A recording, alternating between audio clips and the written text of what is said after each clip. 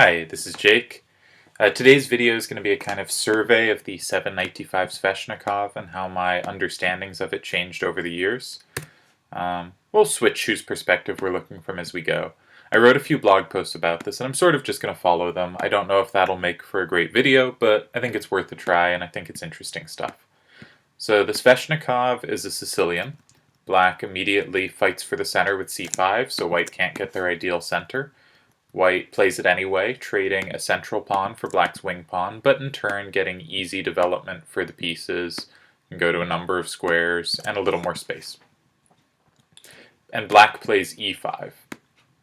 Now, if the knight retreats back, white will have essentially given up a center pawn for a wing pawn, and not even be ahead in development.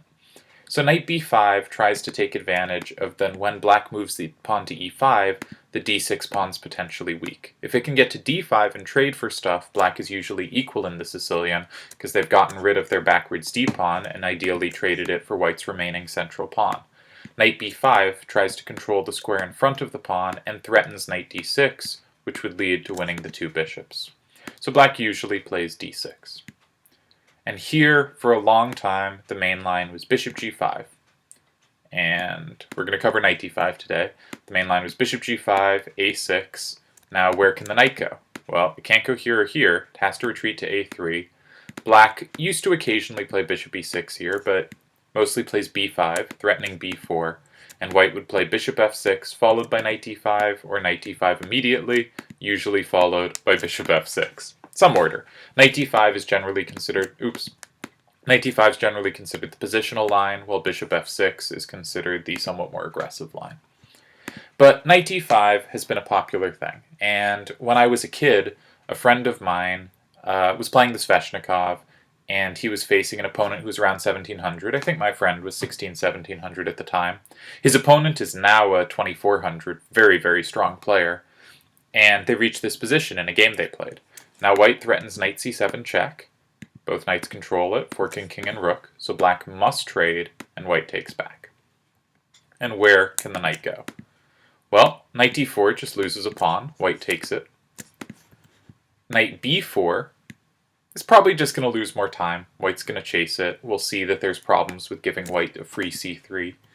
Knight a5 gets the knight trapped. Black can complicate a little with a6, when white should play knight a3, and the black knight is trapped, but not knight c3, because then black can play queen c7, hitting the knight and defending their own knight's escape. So we're left with knight b8 and knight e7. Now, I had read, or skimmed at least, maybe not read, but skimmed a few books on the Sveshnikov, and it was kind of universally accepted, this was the mid-2000s, maybe mid-late 2000s, that knight b8 is the best move and knight e7 has a problem. But my friend realized that no one played very well against knight e7. So while knight b8 is the main move, he would play knight e7 because he thought if his opponents played what people conventionally did play, he would get great results. And he in fact did.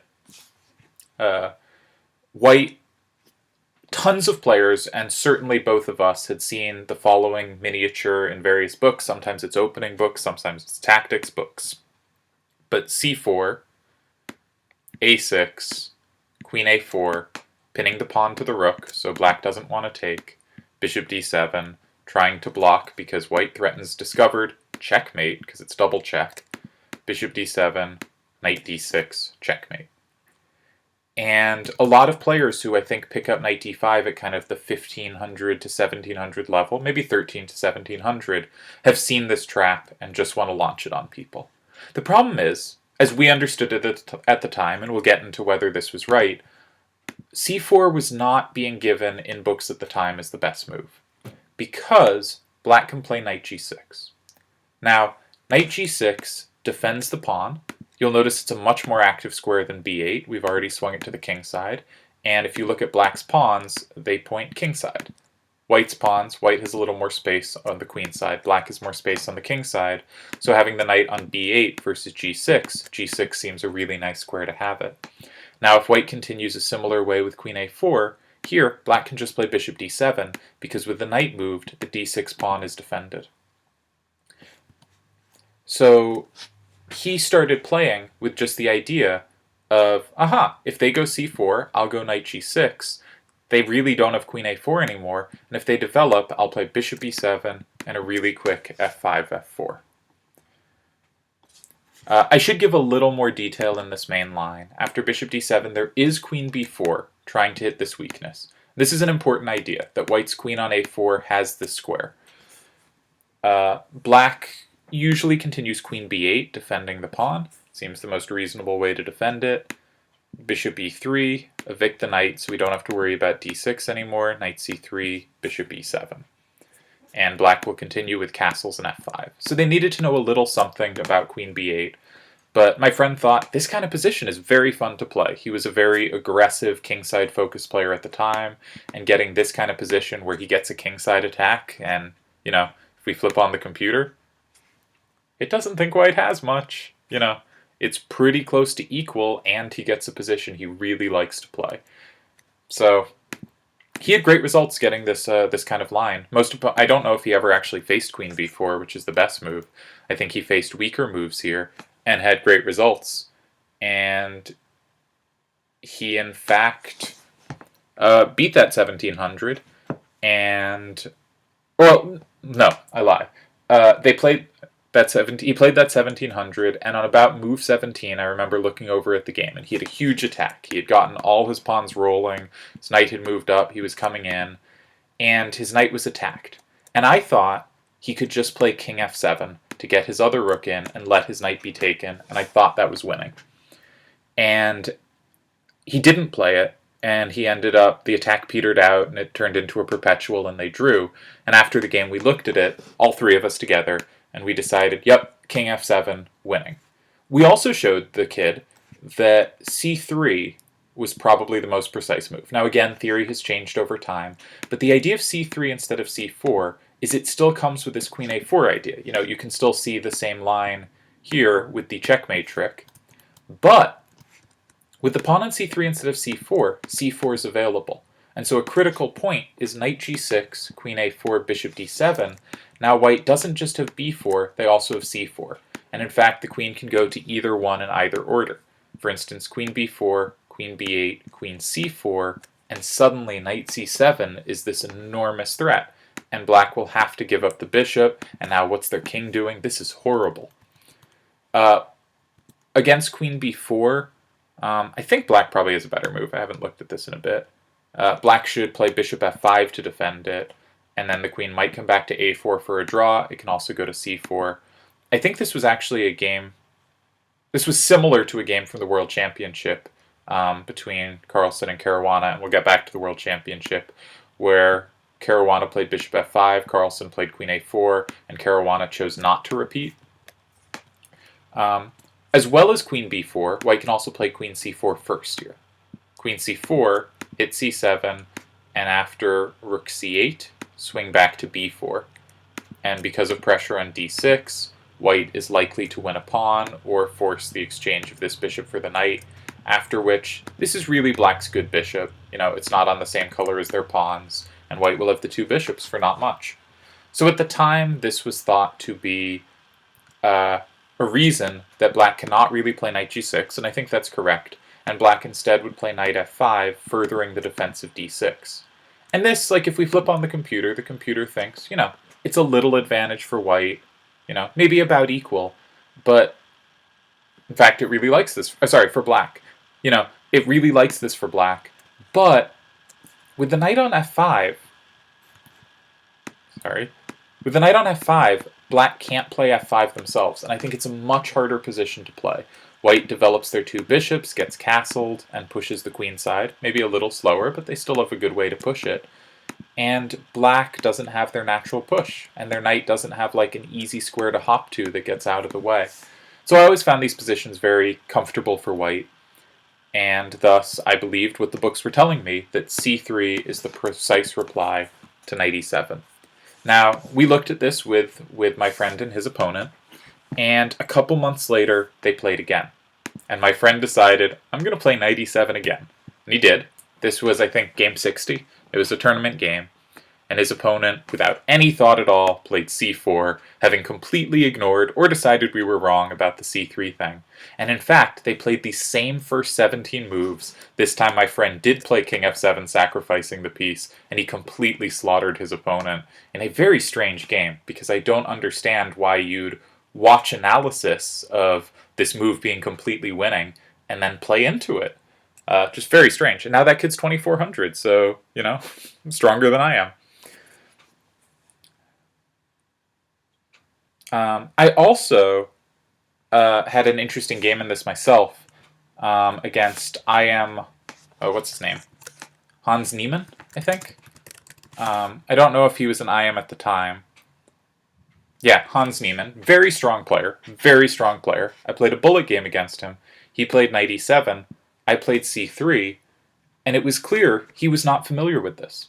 c3 is actually a pretty rare move. He played knight g6. After some thought, not even like instantly. You know, it took a few seconds. It was a bullet game, but still took like 4 or 5 seconds on it. Clearly just unfamiliar with the move. The game continued queen a4, bishop d7. You can choose between queen b4 and queen c4, either way with the idea to go to the other one once the first has induced some kind of weakness. I played queen c4 first. I used to play queen b4 then queen c4, but I had seen that queen c4 was good too and wanted to try it out. Queen c4, rook c8, queen b4, swinging back to d6. Niemann played queen b6 here, and after bishop e3, is completely collapsing everywhere and chose to play rook c5. Now, I promptly played terribly. I think the best move here is a4, just looking to expand. The rook's not going anywhere. I took, which is okay as well, and you know, white is certainly much better. I proceeded to play very badly, did end up winning the game anyway, but I thought it was interesting that against, you know, a very strong player, he might have only been an IM elect at the time, meaning he had qualified for the title but not yet been awarded it. But you know, a very strong player who was completely unaware that c3 exists. And this led me to write a blog post called, "Does anyone understand the 795 Sveshnikov?" Because it seems to me that players just don't know c3 exists. Yeah, I ended up doing some preparation here as black because I liked the idea of knight e7 to g6, and I thought against c4 it just seems such a nice way to play with this quick f5. How can we make knight e7 work against c3 without having to play knight f5, which is the main move? And the move I found was f5, with the idea of meeting queen a4 with simply moving the king out of the way.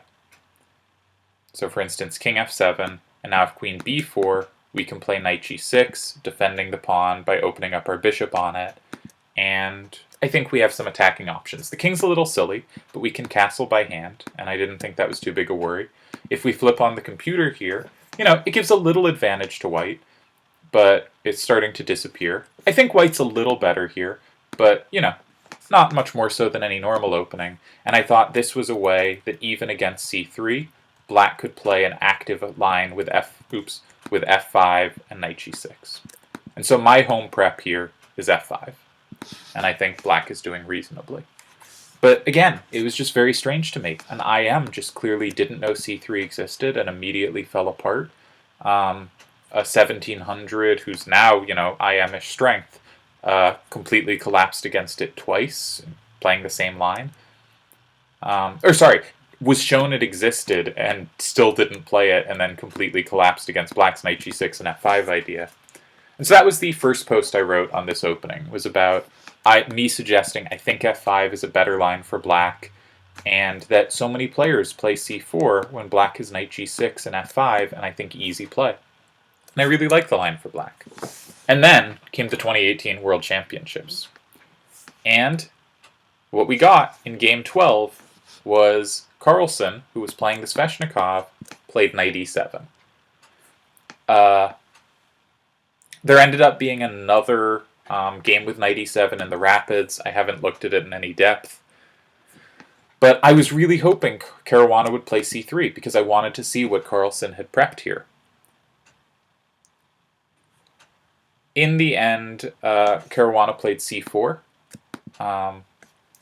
The game continued, I believe, where are we? c4. Carlsen played knight g6, as we would expect. Queen a4, bishop d7, queen b4, bishop f5, that idea I mentioned earlier where the bishop moves out of the way and the queen defends. And now,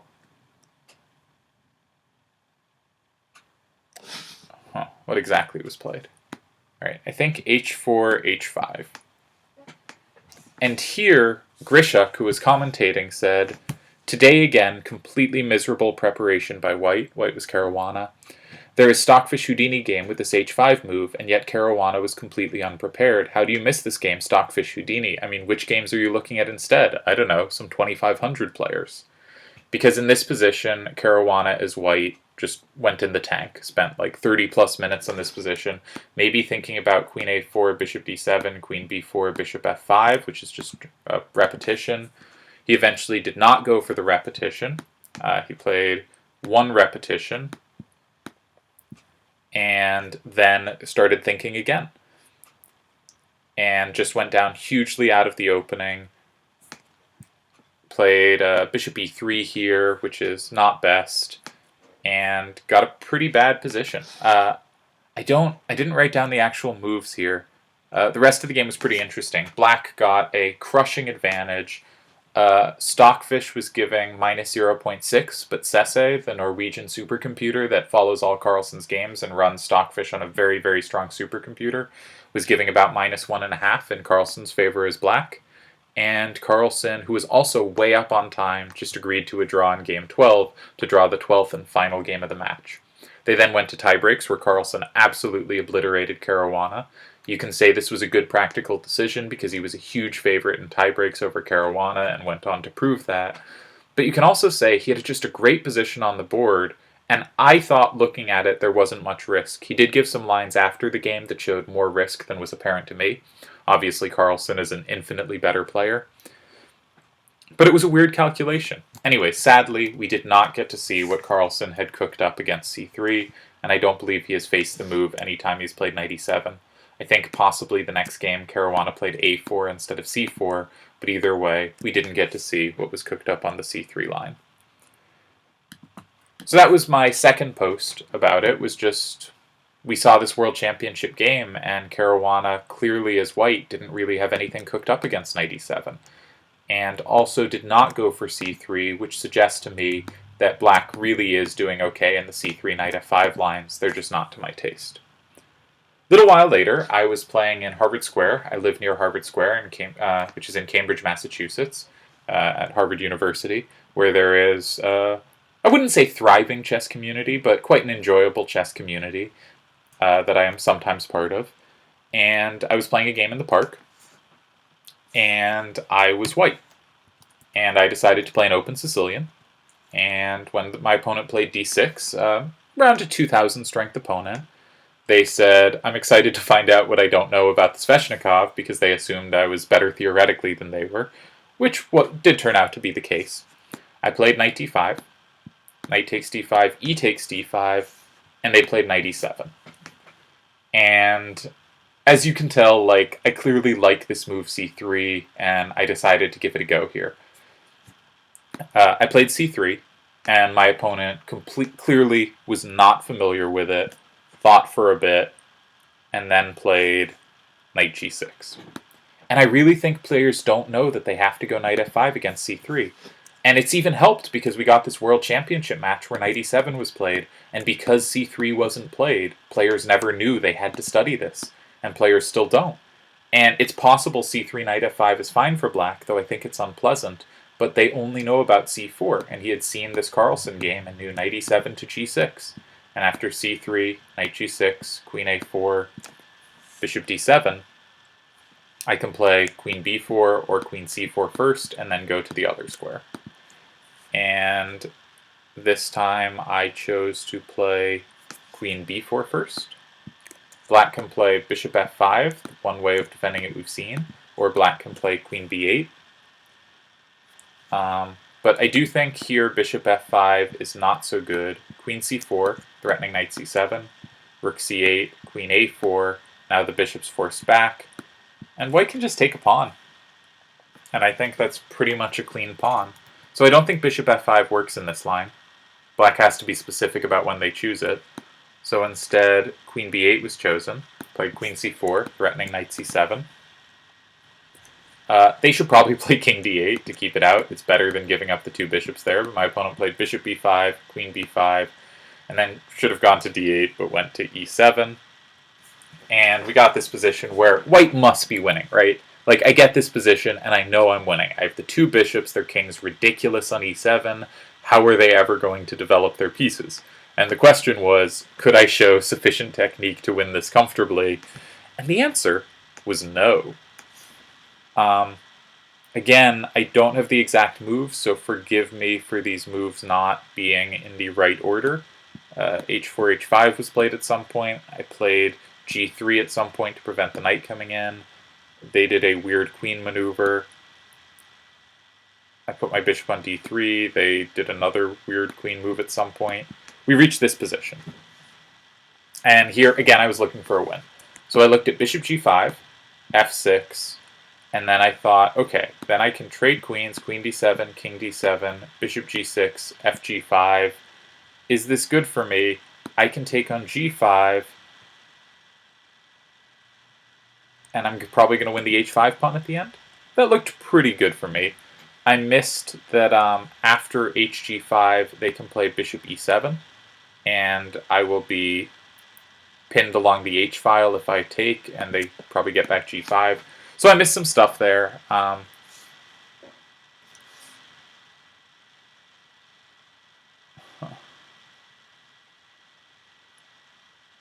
I really don't have good detail on this game. I ended up blowing it pretty bad. Probably should have cut this from the video. That would be smart. But I think my overall point again that people don't really know c3 exists, and the World Championship match, which you think would have brought attention to knight e7, because it's long been thought to not be good. Black has to play knight b8, and Carlsen instead played knight e7. And so you'd think this would draw attention, but because Caruana did not try c3, this did not cause a new look at c3, and black players are still playing knight g6. I've seen it up to, 24, 2450, 2400 FIDE rated players. Just not knowing that knight g6 is not so good here. And knight f5 is the main move, and I think f5 is interesting. If I was playing black here, I would prep f5. That's my recommendation to black players. But for white players, I really think you should look forward to seeing this knight e7 idea, which has this newfound popularity, but none of the players playing it know about c3.